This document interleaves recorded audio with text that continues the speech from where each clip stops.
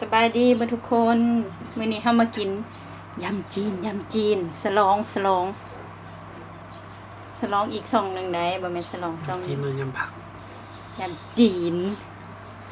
มาเด้อจ้ะกินยำจีนน้ำกันนี่มีหลายอย่างในมื้อนี้ได้คุณบ่าวมากินนำ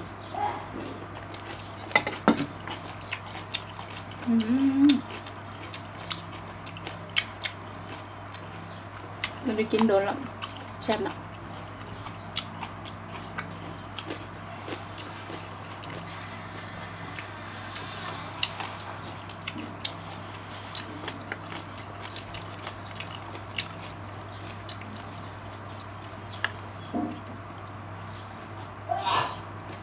เปิดพัดลมด้วยจ้ะมันดัง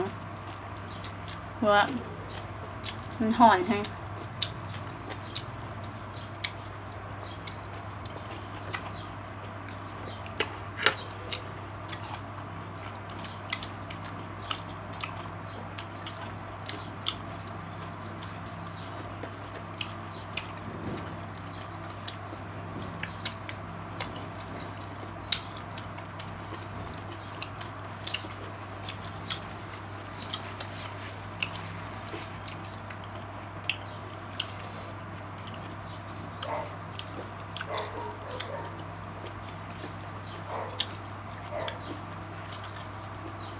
มีหลายอย่างหลายเนี่ยปนกันอยู่นะ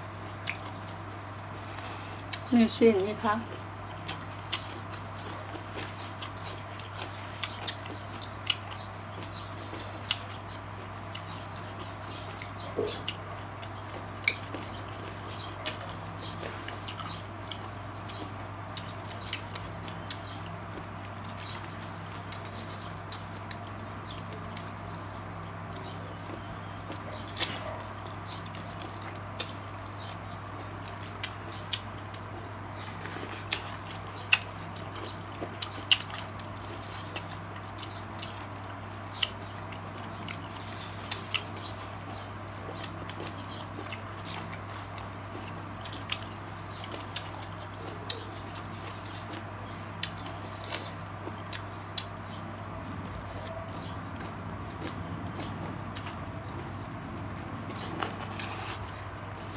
มันสิดังพัดลมหน่อยหนึ่งด้วยจ้ะ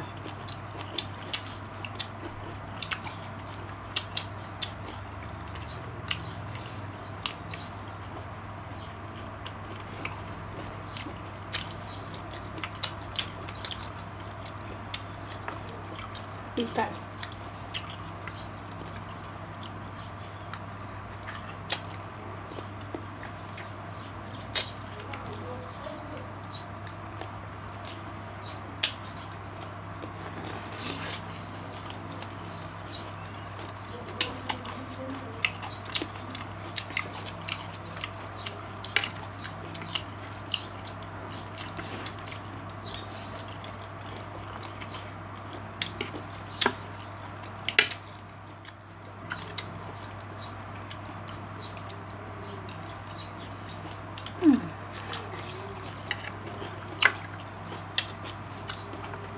เขาบอกเขาว่าบอกเอาเผ็ด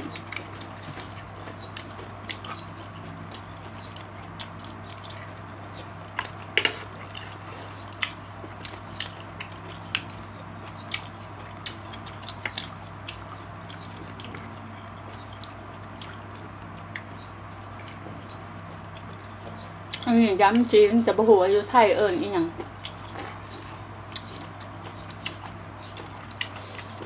เวลาเอิ้นยำจีน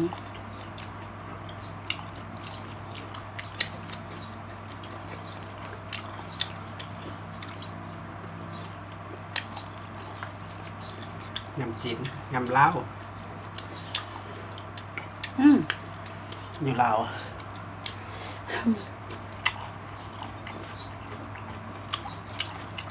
เอาบวงให้สดเลย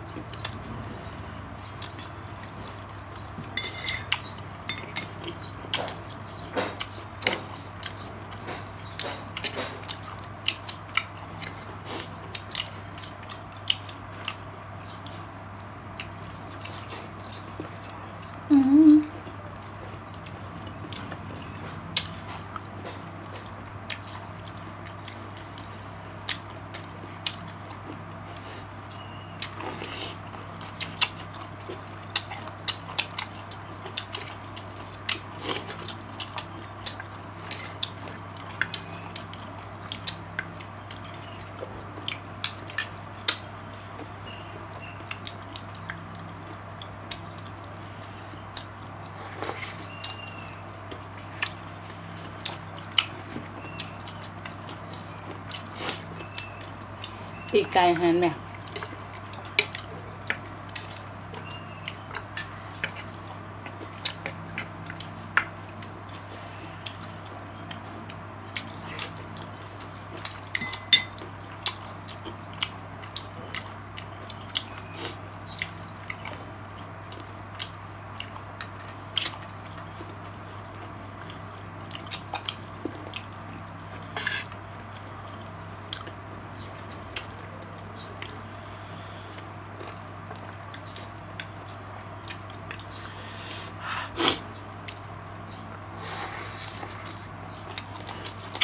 ขี้โมงหน่อยอ่ะ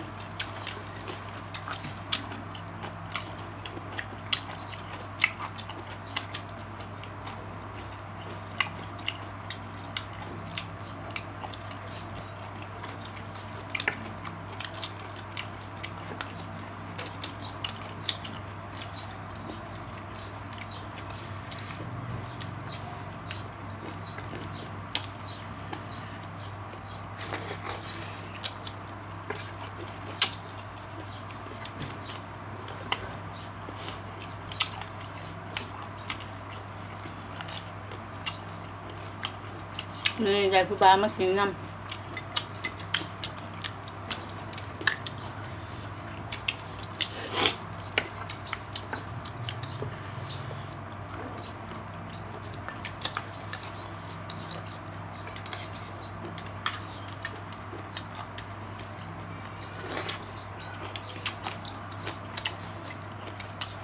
แซ่บ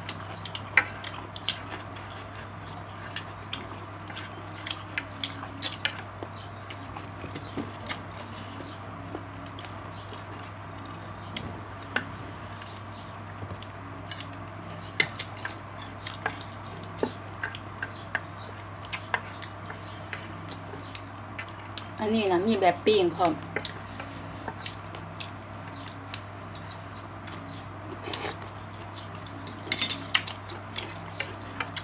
ประเมินหลายปีกันเลย น่ะ ปีกอีนะเมื่อ2-3 ปีอ่ะ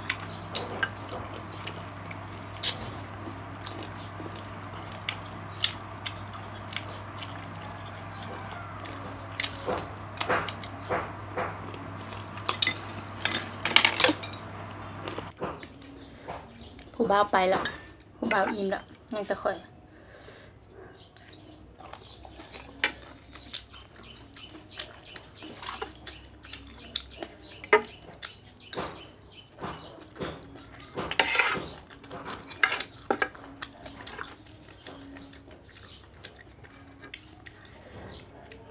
ฝากกดไลค์กดแชร์กดติดตามเด้อจ้ะ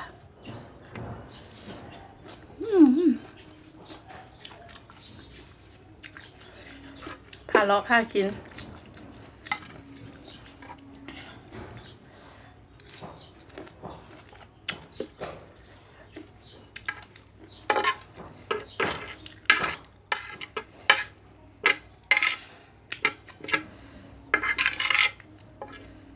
ถ้าผู้ใดบ่มาเครื่องเทศเนี่ยจะบ่มากินยำจีน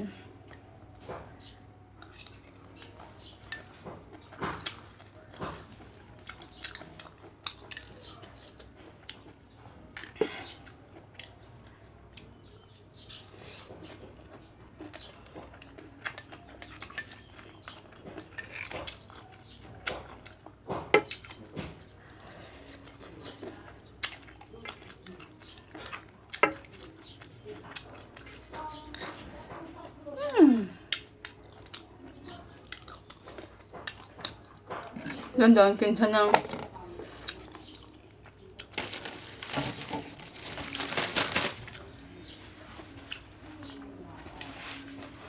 ขอบคุณหลายๆเด้อจ้ะทุกคนที่เขามากินน้ำกัน